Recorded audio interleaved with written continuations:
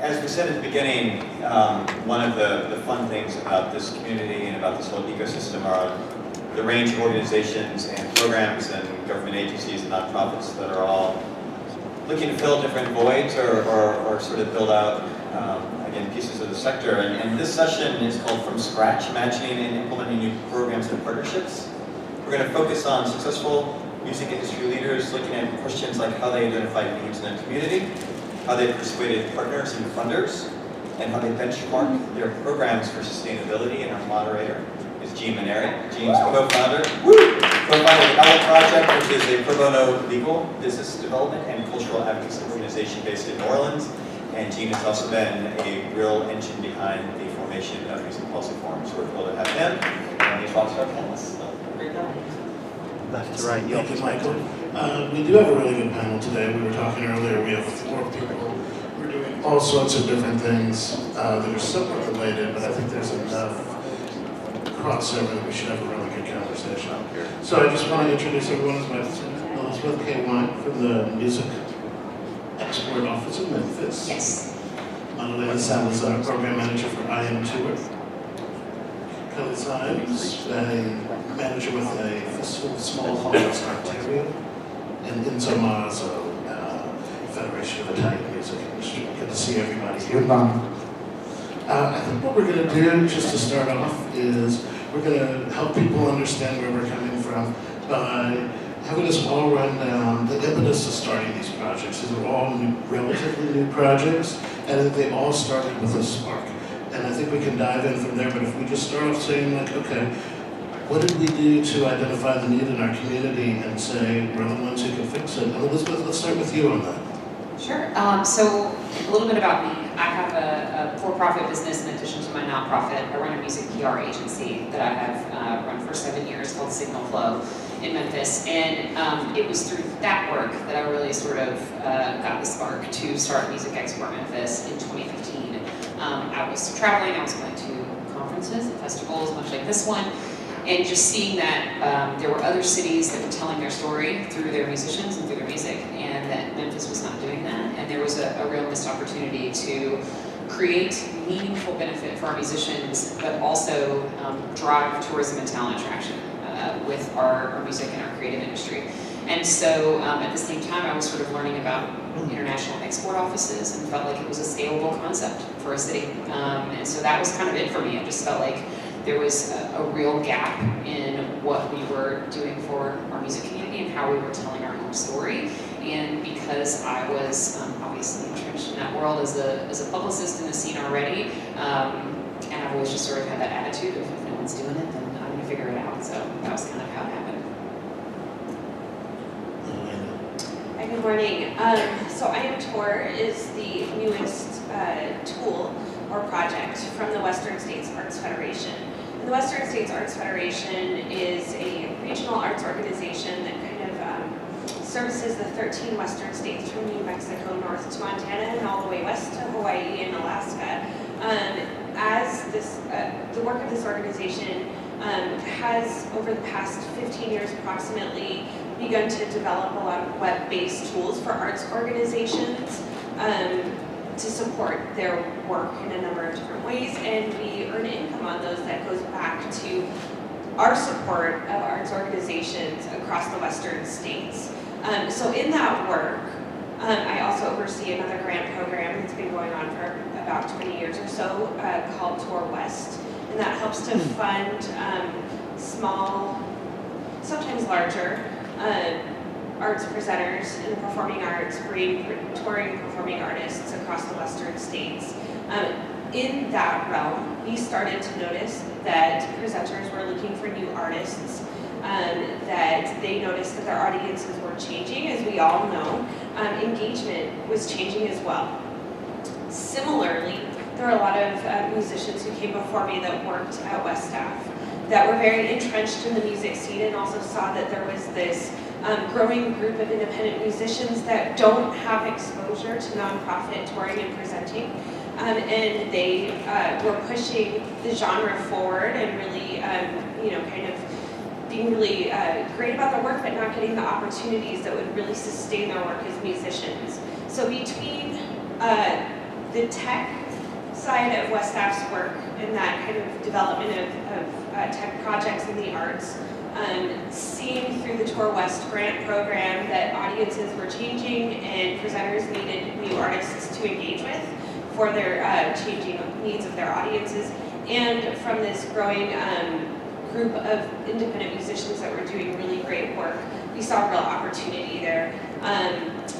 So we oversaw a number of research projects that kind of confirmed our suspicions, and a few years ago decided to develop IMTour as the newest earned income tech project of West Staff, which is a tool that helps to bridge independent musicians with touring opportunities in nonprofit presenters across the western states, but we hope to see that expand in the future. Excellent. Kelly, tell us about what got you guys interested in the Festival of Small Halls.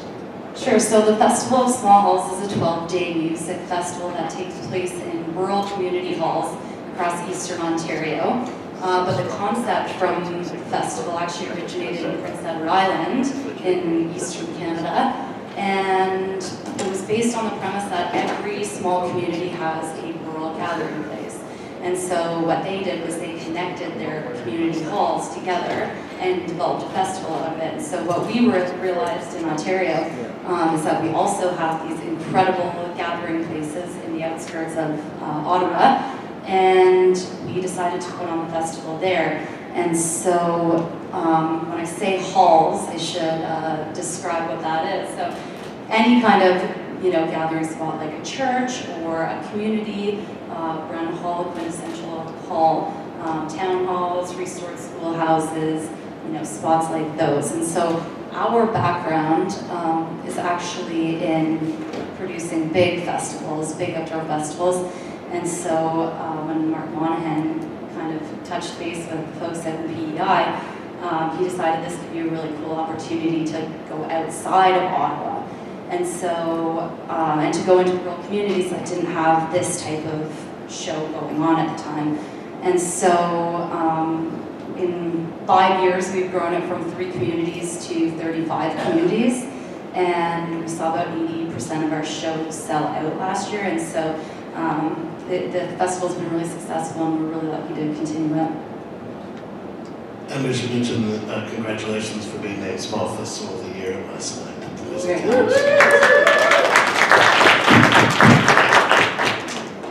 Enzo, Milano Music Week. What was the spark to create this event? Yes, thanks for the invitation. I'm the CEO of FIMI. FIMI is the sister organization to Music Canada, and like our friends at Music Canada and their IEA, we work a lot on lobby issues, and we run the charts. We work on the Italian Music Awards, and 2 years ago we started working on the idea of involving Milan into this project that was the Music Master Plan, Music City Master Plan. And we found that the mayor of Milan was really a great friend of ours, because at the end, I think I have some pictures maybe we can show later or now, I don't know. It's here. And what was really interesting for us was that the mayor of Milan, after the expo that was run in 2016 by the city of Milan, the International Expo, he decided to create this logo, which is called Yes Milano, which include all the weeks that are organized in the city of Milan during the year. That was a fantastic idea, which is putting Milan as a sort of creative hub around the globe. Fashion Week and Design Week are already very well famous events around the globe, and Music City became part of this. The idea comes directly from the mayor of Milan, because at the beginning, I and the head of the Auto Society in Italy, CI, we went to visiting the mayor of Milan, promoting the idea of a music hub, a sort of connection between the institution of Milan and the music sector to create a sort of specific office for the music. And he come back and with this idea say, okay, that's fine, but what we prefer to do at the beginning is creating a public event and build up this group of people around an event. And then the goal that I give to you is, let's go with a music week where we can have all the guys, the young teenagers and all the population of Milan joining for a week of music in the city, like we do for fashion, like we do for the design. When you walk around in Milan during the fashion week and the design week, they are not just focusing on venue, they are close to the people, but there are events. The biggest music week in Milan now is the design week, it's not the music week. Any shop, a record store, or even design store in Milan, or furniture store, have their own DJ sets every night, and with people taking a walk around the city. And we do the same now with the music week. At the end, it was the best idea that was promoted by the partners that we put together. And so it's a public and private sector partnership, which is also supported by the Ministry of Culture. And let's go. The first is, you have here very fantastic Canadian music week, so I'm not talking more about the details, but this is what we got, for example, as a support from the music city of Milan, from the city of Milan, sorry, is, for example, the promotion of the event. 300,000 euros ads space offered by the city of Milan just to promote the event. And what sounds very nice is the fact that, for example, they are promoting each event during one of the other events. So Music City is promoting Book City, and Movie City is promoting the Music Week, and Fashion Week is promoting Design Week. So there is an incredible streamline which allow all the events to be connected and promote themselves as Milan as a creative hub in Italy. So now we are working on the second edition and hope that all the people engage in this, and we saw already managers of the big artists and record companies and other sponsors joining, and we know they love to become part of the next edition of this.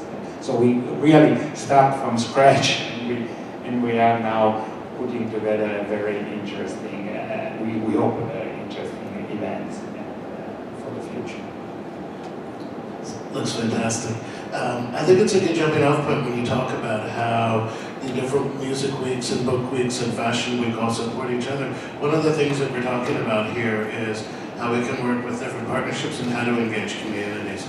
And Kelly, I want to start talking with you about how you guys, when you're doing the Festival of Small Halls, go into these different communities, work with them, and how the format is as far as selecting artists, who's paying the artists, those sorts of things to make the project a success. Sure. So when we started the festival in 2014, we actually had quite a short planning window to do it.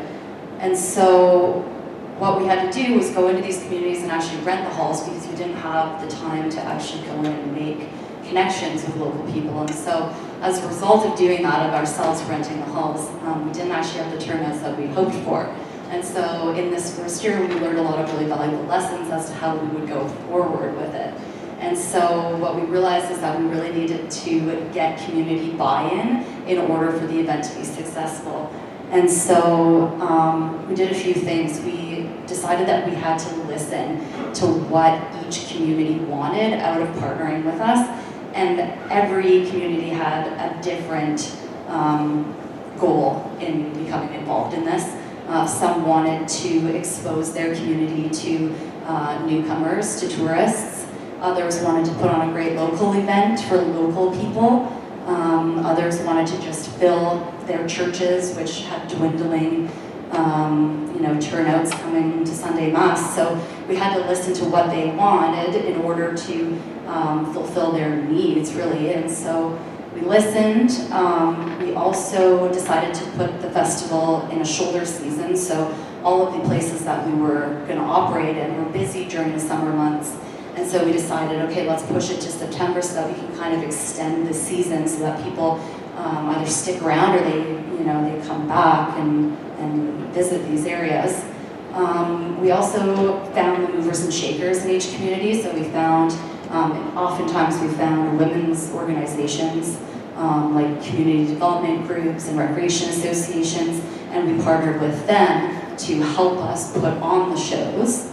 And we also decided not to go at a time where any other local events were taking place. And so our hope was to not compete with anything, knowing that if we kind of, penetrated into these communities and took people away from existing events that, that might not be very popular. And finally, we marketed the whole thing pretty effectively. And so in order to do that, we told the stories of the communities. So, we put them up on a website, we took great professional photos of the venues, and we had a professional writer do up the stories of each hall and each community, so we would share that with the public, and just to give it kind of, a different take on it. So that was more of a story than just one big giant event that was happening. And so for all of those reasons, the partnerships kind of grew, and we have more and more interest today, which is always a really good thing. And let's talk about the story side of things.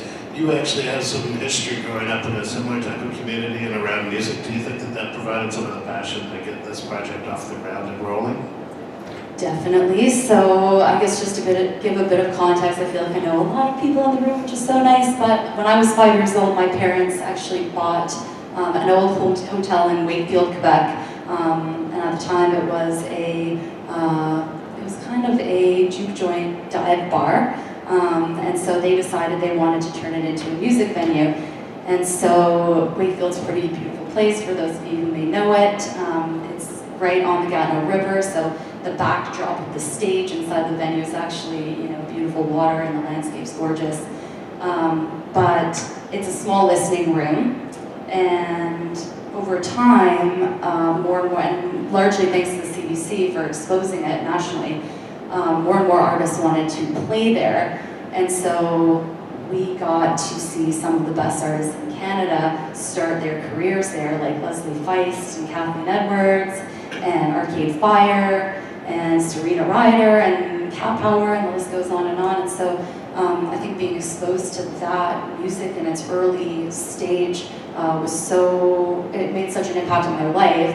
And so when Mark came to me with this idea of going into rural communities and putting on shows, I thought, this is amazing. We can do some audience development. People can come out to these shows and see incredible artists that may get really big or who are really big and who want to go back to playing small venues again. And so it's just a really neat concept, and it's been amazing. And Madalena, I know that IMTour has multiple goals. Some of it is professional development, but there's an audience development piece in there as well, especially with some potentially underserved communities. Can you talk about that a little bit? Sure, yeah. I feel like there's kind of the short-term key goal of IMTour, and then there's kind of the more expansive goals, which, of course, I imagine, IMTour only launched just over a year ago officially, and so I think that those will continue to grow and change. The immediate and initial goal is really to get more emerging artists out on tour and get paid, because that's we were not seeing that. These artists were maybe touring and playing local gigs, but they were not necessarily getting that opportunity to be paid for the work that they were putting in or get that sort of respect. We knew that those venues had access to grant funds and oftentimes budgets to be able to pay the artists that they bring in, but they weren't necessarily these artists. So the short-term goal is literally to use IMTour as that tool to match them up, right? We hope to more or less stay out of the process. We're not booking agents, etc. We're a granting agency and a service agency. Bigger picture, however, is the sort of, kind of the aspirational or more philosophical goals of the program, as I mentioned. On the one hand, IMTour grew out of us overseeing the Tour West grant and seeing that these organizations were oftentimes rural. They were in economically underserved, arts underserved organizations, and that's actually part of the Tour West grant, is to be able to support underserved needs in communities through the performing arts, not specifically music. And so they would be, even sometimes in larger cities, small organizations that might serve more specific, maybe culturally underserved audiences, ethnically, racially underserved audiences, and bring outreach as well along with their work with artists. So that's a lot of audience development in that grant. And so given that some of the funds for IMTour also come from the same National Endowment for the Arts pool of funds, there's a lot of similar goals and eligibility requirements for the IMTour funds. But that's also the work that these organizations are doing already, is trying to build new audiences, engage with their communities a little bit differently, primarily through interactive educational opportunities. These artists, however, on the other hand, are not necessarily getting those experiences. A lot of the artists that we have worked with are, like I said, playing a little bit more locally, not necessarily not necessarily getting paid to do the work that they do, and not getting really good professional exposure. They're hustling, right? And so what we see aspirationally is that IMTour is going to be able to give these artists opportunities to build their educational curriculum, for example, to meet and work with smaller rural communities in some cases, or just new organizations that they wouldn't have otherwise been exposed to, that work a little bit more hand in hand with them, and oftentimes, as you were talking about earlier, provide meals, or build that community engagement piece of their work.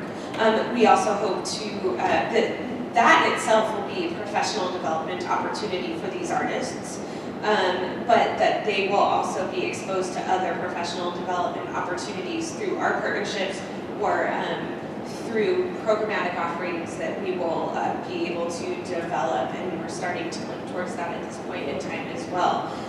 So there's a bit of that kind of sense for our artists that are on the roster, that we're hoping that they will have a sustainable music career. And similarly, that our organizations that we work with, I don't know why I say are, like we don't know, but the organizations that we work with and support through this program will be able to engage with new audiences that will make them sustainable through the future, because many of them have been struggling. Let's jump off of there. There was a lot of talk about in this conversation about the audience development, about getting these artists out there. We know Memphis is a city with great historical musical traditions that runs the gamut of all sorts of different styles. But is it enough to perform in Memphis, or do you have to get your clients out there to a larger world? I think that's true anywhere. I think that you can't sustain a career, at least if you really want to have a career in music, with one fan base in one city. You have to get out into the world, at least into your region. And so I think that's just a hugely important piece of again, building your revenue streams as an artist. And so that's something that we obviously are trying to support. I think the key thing for us is making sure that everything that we do is, I tend to use the word meaningful a lot, because I just want to make sure that it's not just sticking an artist, a Memphis artist, on a stage to pay lip service to the city in a way that doesn't benefit them. I think it does have to be meaningful for them, getting them into a market that makes sense for them, or creating a media exposure opportunity that makes sense for them. All the opportunities that we create also either pay the artist or are financial sort of, zero sum, right? We're paying expenses, et cetera, right? They're not coming out of pocket for anything for some of our international projects. So it has to be meaningful. But yeah, I think you've got to. You can't be a working artist who wants to really have a career, at least not in commercial music, and not get outside your city limits. As I mentioned, this is about the city of Memphis, and that's what I want to bring in Enzo in this conversation. We were talking earlier about when you started Milano Music Week. Who is it for? Is it for the citizens? Is it for the music? Is it for the tourists? There's a combination of all three. Who's the real target audience there? Yes, it is a combination. I think as first of all, coming back to what the mayor of Milan said, they love having people going around and use the city and be outside and keep a city very lively. And they found that music is really the soundtrack that can move all these people around the city. And the next point is the cooperation between the different sectors, because for example, just to explain how we share all the efforts, we don't have a lot of budget, a big budget as you can imagine, but we are providing what each of the organization can do at his best. For example, the organization representing the managers and the live sector, they work on the events and they work on the involving artists in the concert and the location for the venues for the events.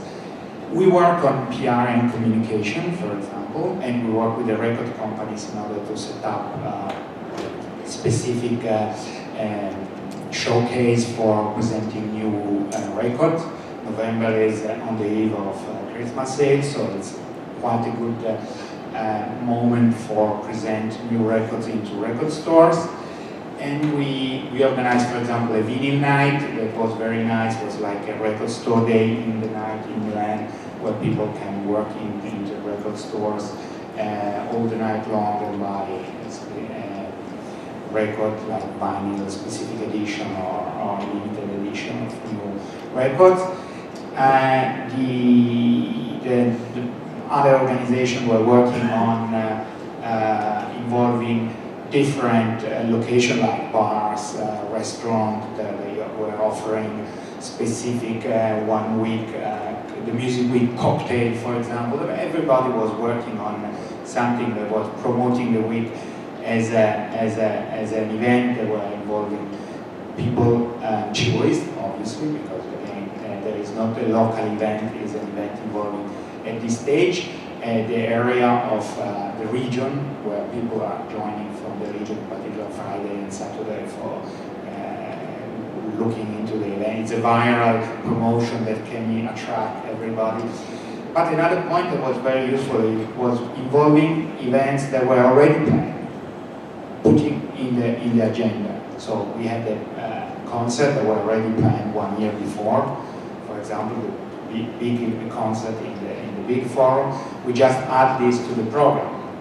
So in the program became a really big program involving new events that were already planned, and other events that were promoted by local promoters. We had a call for paper, so everybody promoted an event, every location was able to promote an event, and there was, at the first edition, there were no filter. Now we are working on a filter because we had so many events that are now going on that probably this year there is an artistic director who is dealing with all these events, and we probably put a little bit of filter on the kind of event that will be part.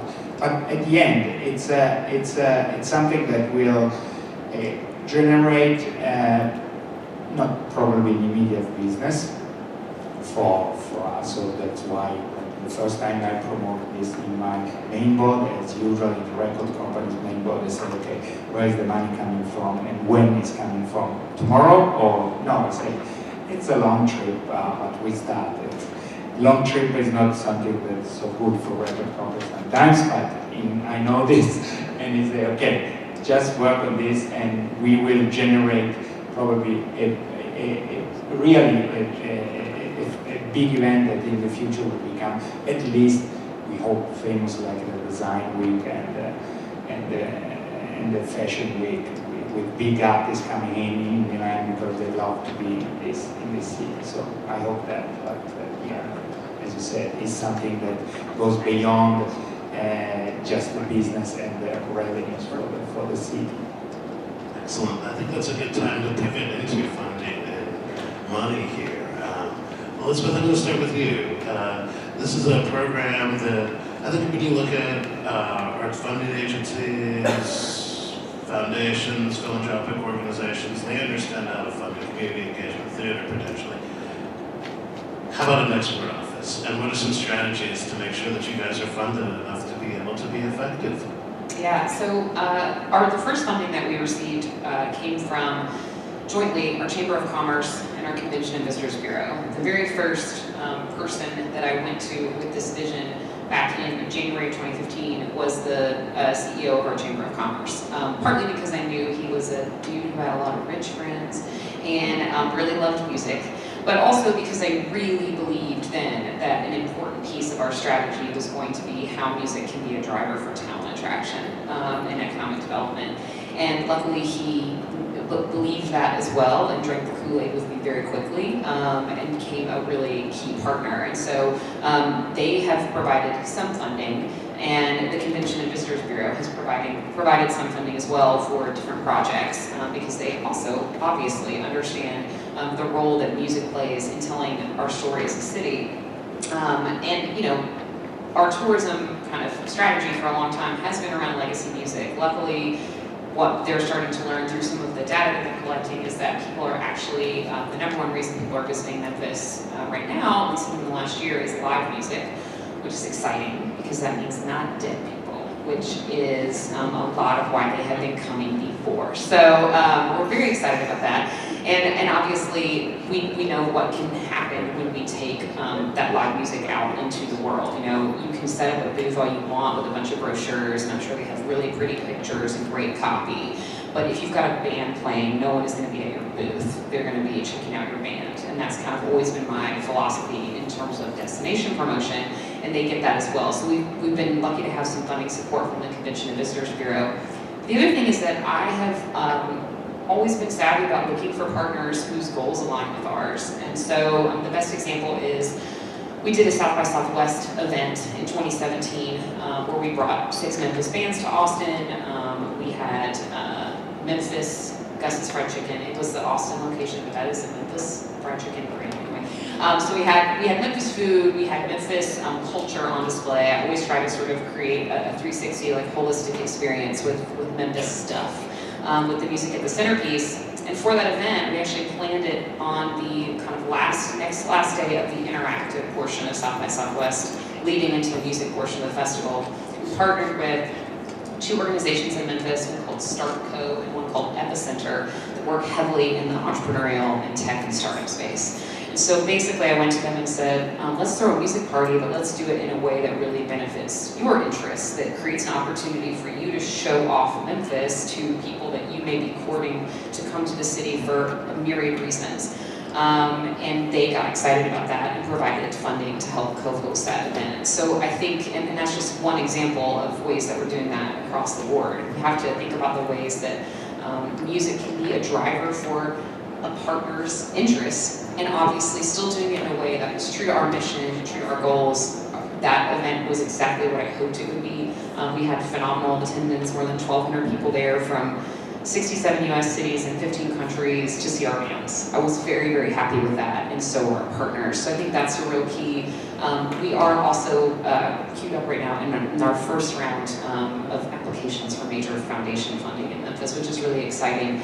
But that has also been a journey and has really just taken a lot of relationship building. But I think that, you know, just trying to think like a potential partner in the community and think about what we're doing could, again, be a driver for someone else's interest, and particularly someone that has a checkbook. That's really what I'm just trying to think about. Excellent, excellent. Kelly, I want to talk about how, with your program, you're touching in areas of arts and culture, you're touching in areas of historic preservation, you're touching in areas of tourism, and how that might have affected your search for funding for this program. So when we sought out funding, we really wanted to present small halls as an authentic cultural experience in places with history and heart. And so it was a pretty basic but complex concept, but one that really appealed to funders and one that not too many other organizations were doing, and so they were receptive to this idea. And we also presented it as a unique tourism offering.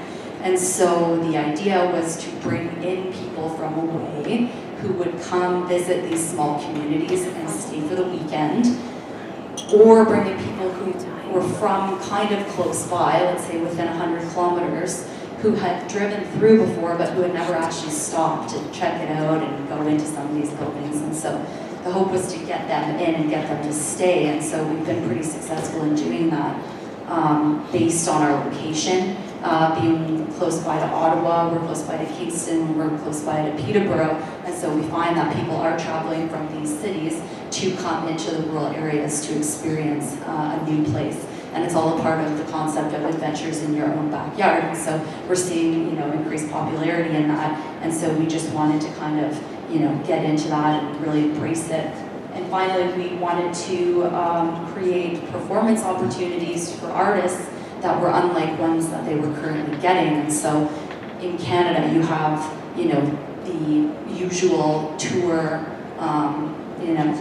Trans-Canada tour, I guess, where you're stopping in places like Toronto, Ottawa, Montreal, and then you head further east and go to the big towns and cities there. And so we decided we obviously wanted to create pit stops for these guys along the way. So now we have, 30 venues that are between Toronto and Ottawa where they can stop along the way.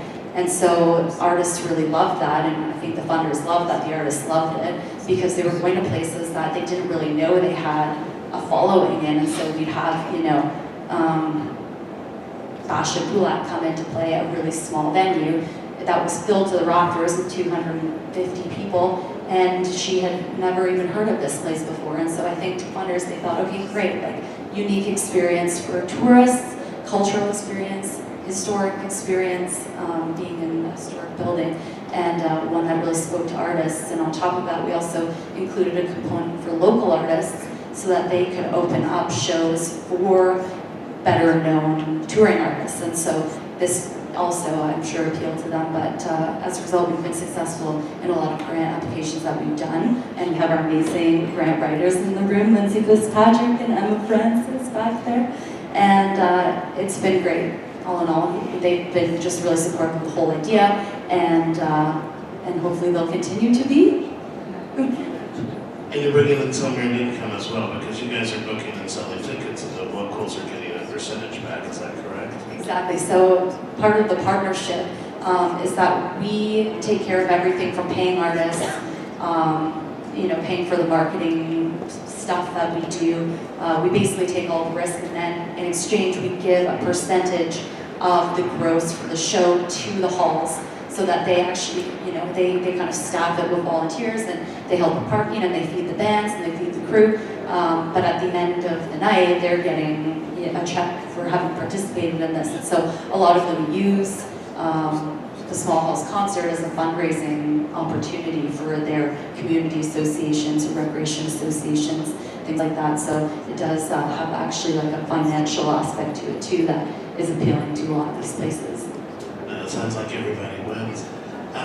Madalena, I want to talk about earned income with you guys. West Staff has been, I think, in the United States, a very forward-thinking organization in trying to be an earned income organization and not just someone who's taking their check from the National Endowment for the Arts and running with it. Can you talk a little bit about the history of that and specifically how it works with IMTour? Yeah, sure. So you're correct. West Staff has really tried to earn our own income as opposed to being just kind of an organization that receives funds from the National Endowment for the Arts and kind of uses that, or also does additional fundraising outside of that. We've tried to build these tech programs that I mentioned before to earn our own income. Our largest and oldest one is called Zapplication, and that is a fairs and festivals adjudication tool. And so that has really helped. That and some of our other projects have helped to kind of be that initial seed funds for other projects that we do. So some of that kind of helped the web development of IMTour, as well as some of the funds from the NEA that we asked permission we could use to help build this website. But IMTour is a really interesting project in that it is an earned income tool. Now that it's launched, the way that we earn revenue on that is that the artists will pay into the system. Any musician can use IMTour for free to create a limited profile with a limited EPK. If they choose to, they can pay $9 a month or $90 a year to have a premium profile, which allows them to have access to any open calls on the system, professional development that we might offer, an expanded electronic press kit with additional files that you could have on there, and multiple EBKs actually. And then finally, the most important part of that premium profile is that you can pay your one-time $35 adjudication fee to join the roster if you meet the criteria.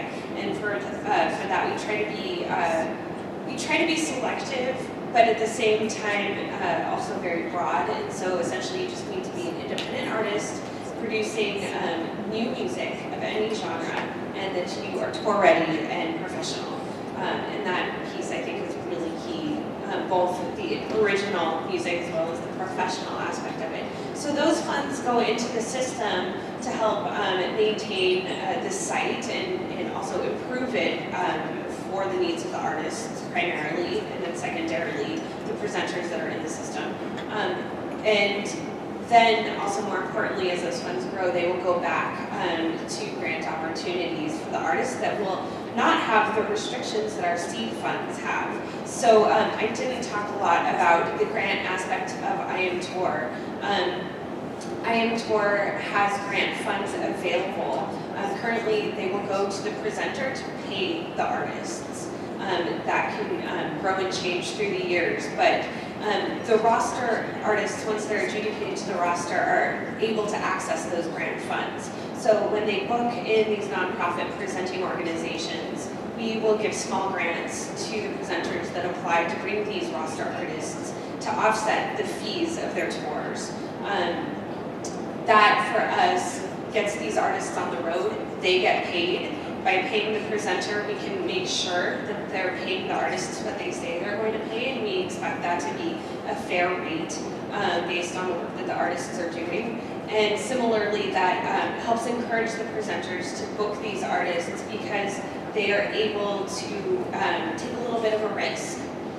They don't necessarily know who these artists are, and so this encourages them to kind of expand who they've been working with. So, as I said, that earned income goes back into these opportunities for artists and presenters as well. And as that earned income revenue grows, we hope that we can grant directly to artists. We could potentially grant to for-profit venues, potentially. We will be able to grant across the United States, possibly even internationally. I'm not certain at this point, but that's where we see that program going as we earn more earned income. For the time being, though, the seed funds have come primarily from the National Endowment for the Arts' regional touring program. And we have partnered with the state's arts organizations in the states that we represent. Whoever wanted to participate, we have 5 states that wanted to participate, and put a portion of their funds for music into our system to support specifically artists that they help select to the roster in their state to push towards more regional touring opportunities. So it was a benefit to them to get their artists on the road, and that also helped to fill out our roster of artists throughout the western states. I will also add that any artist is able to participate in the program. They do not have to be in the western states.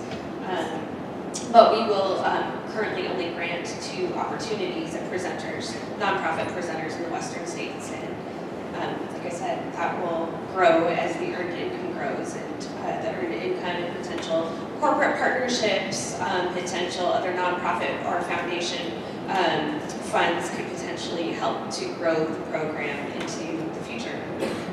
Excellent. That's very ambitious and very cool. When we talk about corporate partnerships, Enzo, I want to bring you back in on this. You showed us in the slide deck earlier. You guys have some impressive corporate partnerships. The event is relatively new.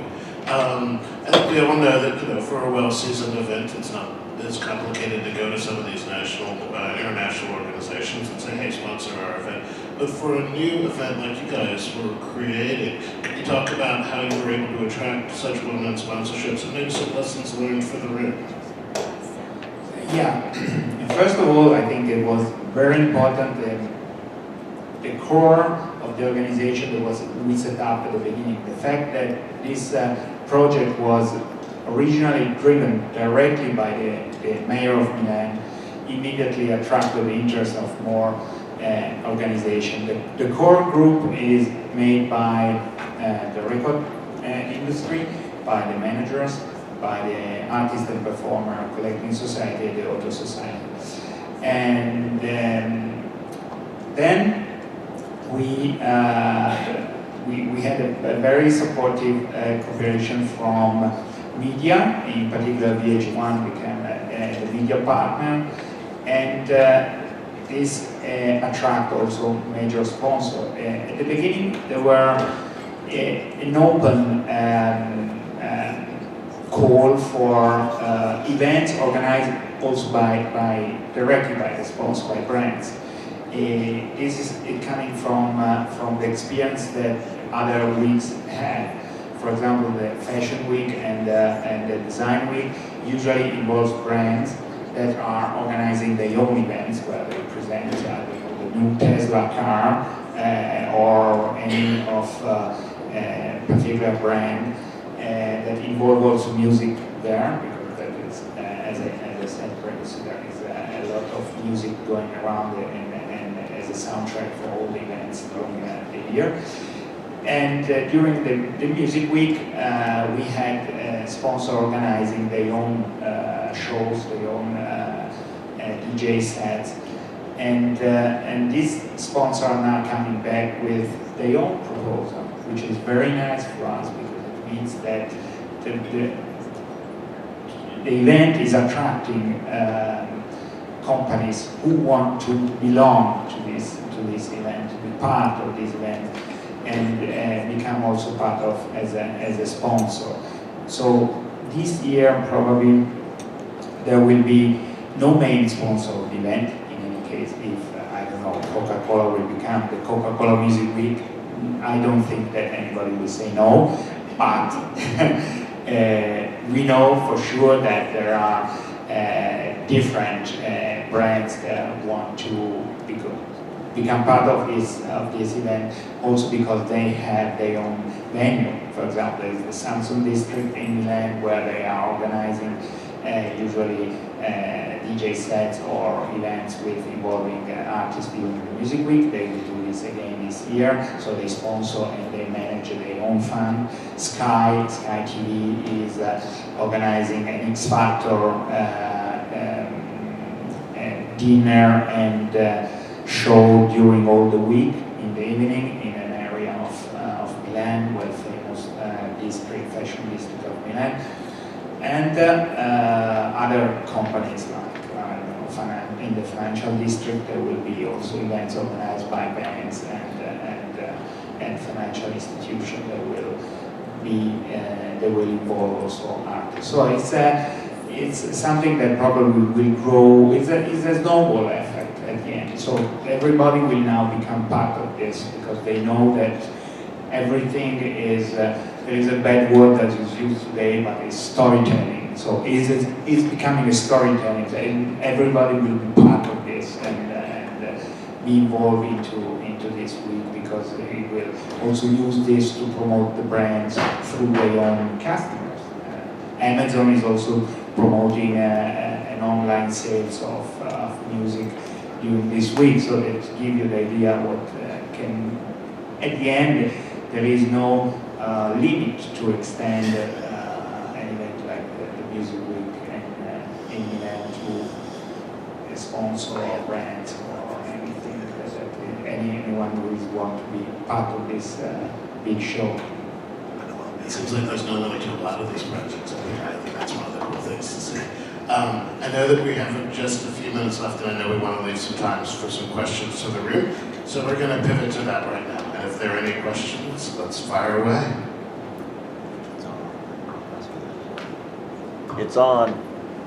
Thank you. Hi, I'm Erin Benjamin. I'm the Executive Director of the National Live Music Industry Association here, Music Canada Live. This is a fantastic panel. Thank you so much. 2 questions for Kelly.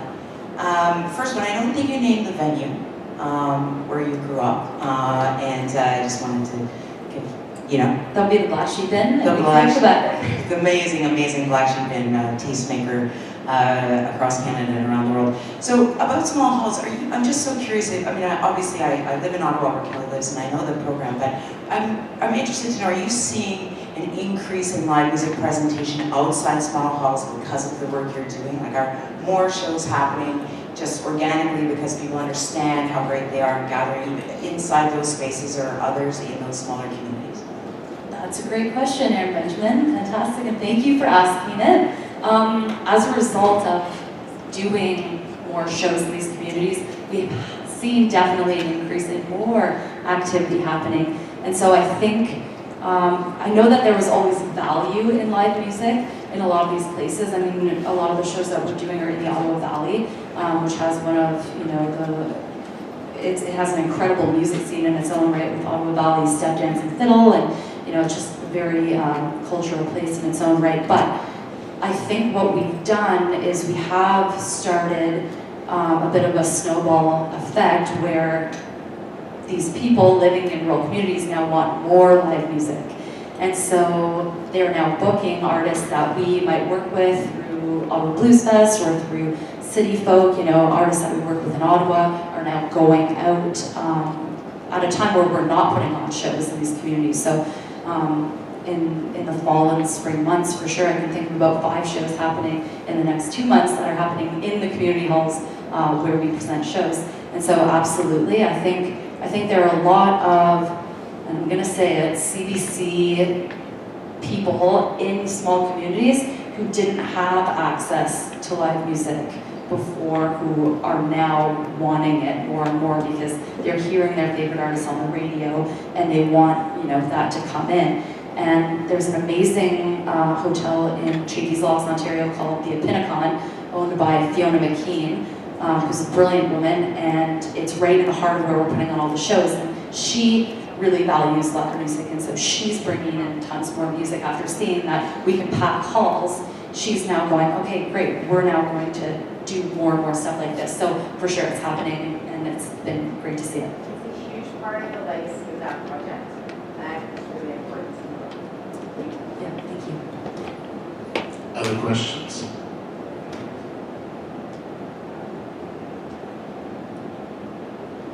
All right. Well, thank you guys for all this.